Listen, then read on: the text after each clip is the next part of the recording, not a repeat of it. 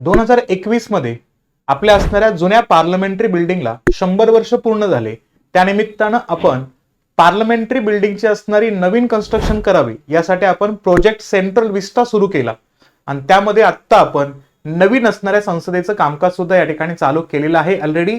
आणि या असणाऱ्या व्यवस्थेमध्ये आपण बरेचसे काही असणारे मुद्दे 78 वर्षांच्या असणाऱ्या ब्रेक नंतर चेंज करतोय. जे आता सध्या पंतप्रधानांचं असणारं जे कार्यालय आहे का पीएमओ, त्याचं असणारं नाव बदललंय आणि त्याचं नाव झालेलं आहे सेवा तीर्थ.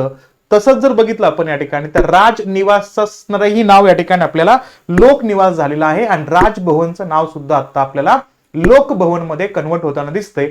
जसं 2016 मध्ये पंतप्रधानांचं असणारं जे निवासस्थान आहे का त्याचंही नाव चेंज केलं होतं. त्याचं नाव त्यावेळेस रेड कोर्स रोड होता, तो आता कल्याण मार्ग झालेला आहे. असे असणारे महत्वपूर्ण बदल होताना दिसतात. या हे जे नाव बदलले आहेत याबद्दल तुमचं मत काय आहे हे कमेंट सेशन मध्ये नक्की सांगा.